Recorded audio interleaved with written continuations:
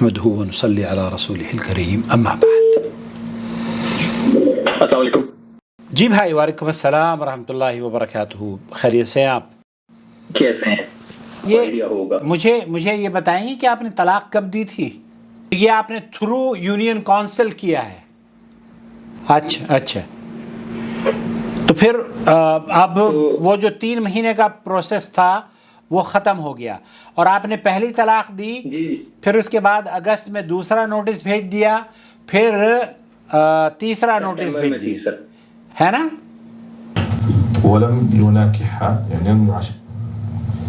طلاق، یہ جو طلاق آپ جس طلاق کی بات کر رہے ہیں نا، یونین کونسل کی جو طلاقیں ہوتی ہیں، وہ یہ طلاق یکے بعد دیگرے دی جاتی ہیں اور اس میں رجوع نہیں ہوتا۔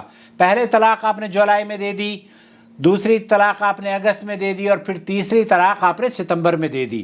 تو یہ دکھنے میں تو ایسا لگ رہا ہے کہ یہ احسن طریقے سے ہوا ہے، لیکن یہ احسن طریقہ نہیں ہے۔ احسن طریقہ وہ ہے جو کہ آپ نے میوچول انڈرسٹینڈنگ میں ایک دوسرے کا احترام کرتے ہوئے اور ان کی رائے کا احترام کرتے ہوئے آپ کی طرف سے جو قدم اٹھایا گیا ہے وہ بہت مستحسن عمل ہے۔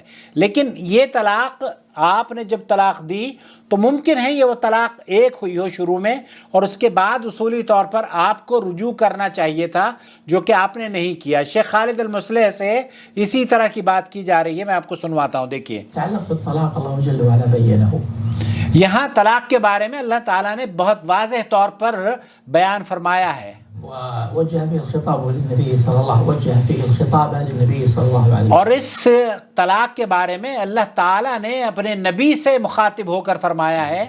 قال الله تعالى يا أيها النبي إذا طلقتم النساء فطلقوهن لعدتهن۔ تو یہاں اللہ کے رسول صلی اللہ علیہ وسلم سے یہ خطاب کیا جا رہا ہے کہ اگر آپ بیویوں کو طلاق دیتے ہیں تو انہیں فطلقوهن لعدتهن، تو انہیں طلاق عدت شمار کرنے کا موقع دیا جائے، اور عدت شمار کرنے کے لیے انہیں طلاق دی جائے اس وقت جب کہ وہ پاک اور صاف ہوں۔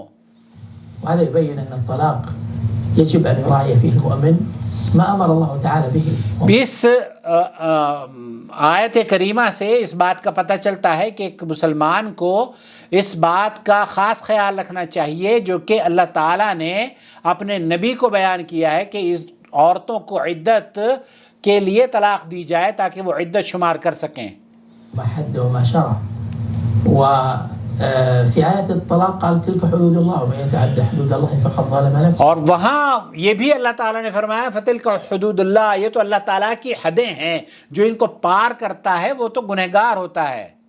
فيجب على المؤمن أن يراعي حدود الله عز وجل۔ تو یہاں ہر مسلمان کے لیے یہ ضروری ہے کہ وہ ان حدود کی ان کا پاس رکھے اور ان اسلامی تعلیمات کے اندر رہنے کی کوشش کرے، يطلق على نحو ما شرع الله وبين، جس طریقے سے اللہ تعالیٰ نے اور اللہ کے رسول صلی اللہ علیہ وسلم نے بیان فرمایا ہے۔ اللہ تعالیٰ نے جو بیان فرمایا نا طلاق دینے کے لیے، وہ اس طریقے سے طلاق دی جانی چاہیے۔ والله تعالى قد بين فيما يتعلق بعدد الطلاق قال الطلاق مرتان، اور اللہ تعالیٰ نے طلاق کتنی ہیں یہ بھی بیان کر دیا ہے۔ تو اللہ تعالیٰ نے تو یہ فرمایا طلاق مرتان، 2 طلاقیں ہیں۔ ثم قال بعد ذلك فإن طلقها فلا تحل له من بعد حتى تنكح زوجا غيره۔ پھر اگر تیسری طلاق دے دیتا ہے آدمی اور پھر وہ رجوع نہیں کرتا تو پھر اس کو وہ اگر 3 طلاقیں ہو گئی ہیں تب تو پھر رجوع کا کوئی دروازہ ہی بند ہو گیا ہے، لیکن اگر 1 طلاق دی اور اس کی عدت مکمل ہو گئی ہے تو وہ پھر دوبارہ سے اسے عدت کے بعد نئے نکاح نئے مہر سے رجوع کر سکتا ہے۔ وهذا يبين أنه لا يجوز لأحد أن يجمع الطلاق في موضع واحد۔ تو یہاں اس بات کی وضاحت ہو رہی ہے کہ ایک مسلمان کو یہ جائز نہیں ہے کہ وہ ایک ہی مجلس میں ایک ہی محفل میں طلاقیں ایک سے زیادہ طلاق دے، ولا أن يفرقه قبل أن يراجع، اور نہ ہی اس کے لیے جائز ہے کہ وہ اپنی بیوی کو جب تک کہ وہ عدت سے پوری طرح سے نہ گزر جائے اس کو وہ نکاح میں وہ مطلقہ ضرور ہے، لیکن ابھی رجوع کرنے کا آپ کو اللہ تعالیٰ نے حق دیا ہے۔ بمعنى أن من طلق امرأته، اس کا معنی یہ ہے کہ اگر کوئی شخص اپنی بیوی کو طلاق دے دیتا ہے، ثم على وجه من على نحو ما سأل السائل، پھر جس طریقے سے آپ نے پوچھا ہے کہ نہیں، ایک سوال جب طلاق دے دی اور دوسری طلاق پھر اس کے بعد دے دی، بمعنى أنه طلق الآن ثم بعد 20 يوم بدا له أن الأمور تعقدت.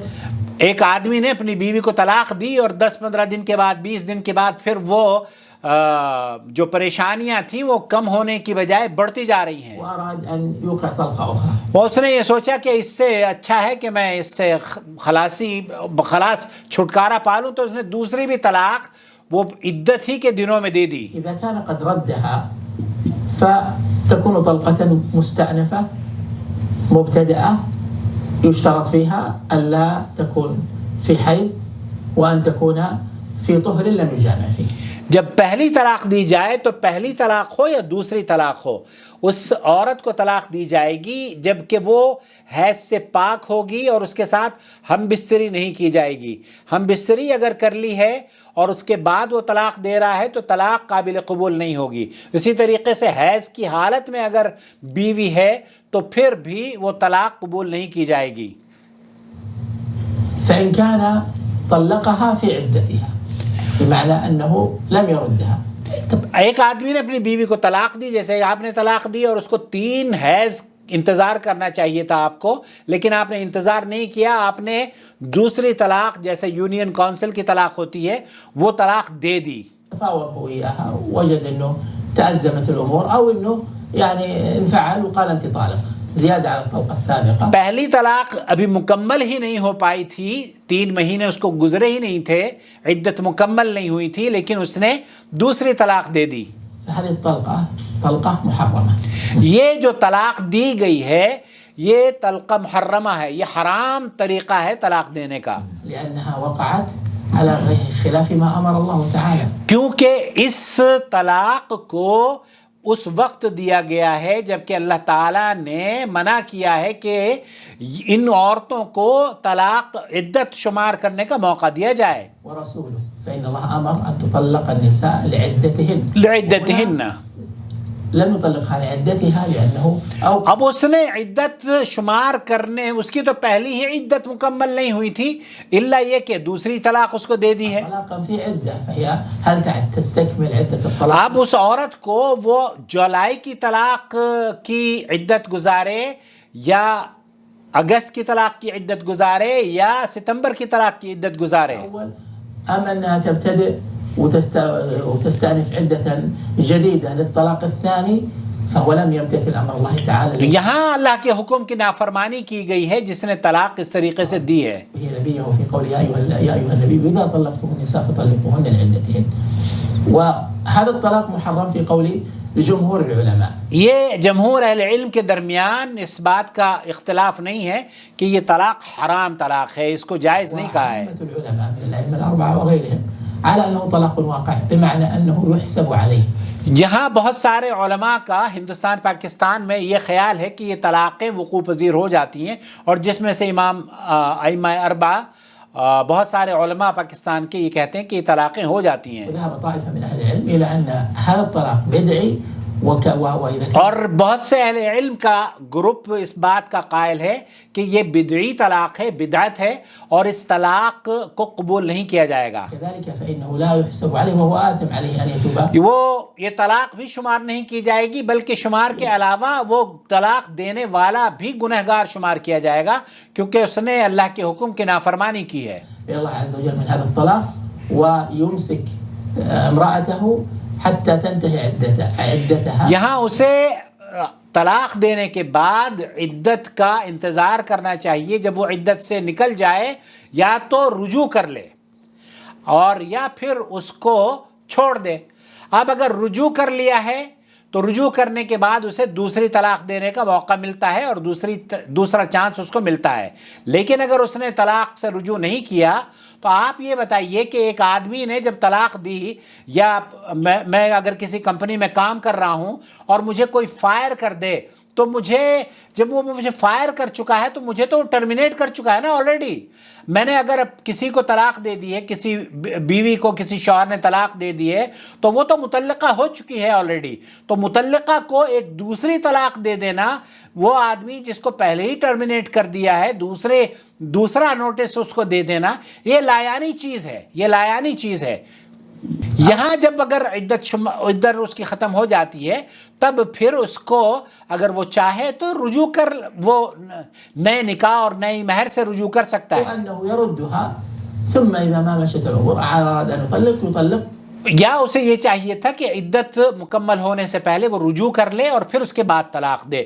تو آپ کو جو سمجھانا مقصود ہے یہاں پر وہ یہ کہ طلاق کا جو یونین کونسل کا صحیح طریقہ جو پاکستان میں رائج ہے وہ دراصل محل نظر ہے, وہ درست نہیں ہے. کیونکہ جب ایک طلاق دے دی گئی ہے تو اب وہ عدت شمار ہو گئی ہے نا اس کی, وہ تو مطلقہ ہو گئی نا, اس کا مطلقہ کا اسٹیٹس ہوا یا نہیں؟ جب آپ نے اپنی بیوی کو طلاق دے دی تو وہ تو آپ کی منکوحہ تھی طلاق سے پہلے. جب آپ نے طلاق دے دی تو وہ اس کا اسٹیٹس تو مطلقہ کا ہو گیا. اب مطلقہ کو آپ دوسری طلاق دیں وہ لا یعنی ہے. اس کو مطلقہ کو پہلے اپنے نکاح میں لے کر آئیں, رجوع کریں, پھر اس کے بعد دوسری طلاق دیں, تب دوسری طلاق ہوگی.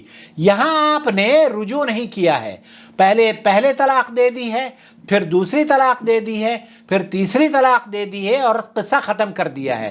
تو یہاں آپ کے کیس میں ایک ہی طلاق واقع ہوئی ہے اور عدت چونکہ گزر چکی ہے تو اس لیے آپ نئے نکاح نئے مہر سے رجوع کر سکتے ہیں.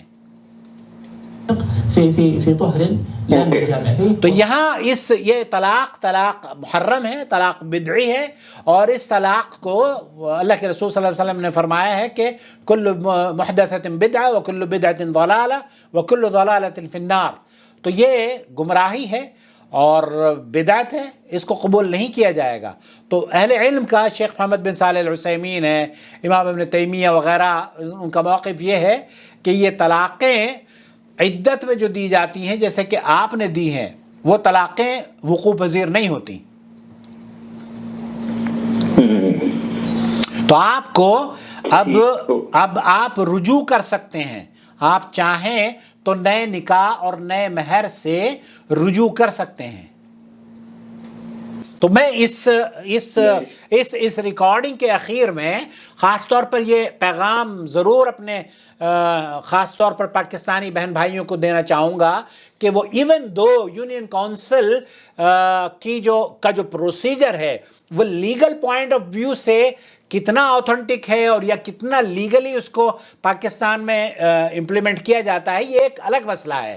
لیکن شریعت میں جو گھر بسانے کا موقف ہے وہ زیادہ اہم ہے. اور اسلام کی خوبصورتی یہ ہے کہ وہ طلاق کے جتنے بھی راستے ہیں انہیں بند کرنا چاہتا ہے, دروازے بند کرنا چاہتا ہے, تنگ کرنا چاہتا ہے راستے, اور جتنے نکاح کو پرلونگ کرنے کے ذرائع ہیں, جتنے ان رشتوں کو تادیر تک قائم کیا جا سکتا ہے ان کو آسانی بھی چاہتا ہے اسلام اور ان کو پرلونگ بھی دیکھنا چاہتا ہے. تو یونین کونسل کی عام طور پر یہ تین نوٹسز کی جو طلاقیں ہیں وہ بعض مرتبہ تو ایک بھی نہیں ہوتی. کیونکہ عورتوں کو ہم بستری کرنے کے بعد طلاق دی جا رہی ہوتی ہے, یا عورتوں کو حیض کی حالت میں طلاق دی جا رہی ہوتی ہے. جب حیض کی حالت میں اس بیچاری کو طلاق دی گئی ہے, ہم بستری کے بعد اس کو طلاق دی گئی ہے, تب وہ قابل قبول ہی نہیں ہوگی. اب میں اس ریکارڈنگ کو بند کر دیتا ہوں.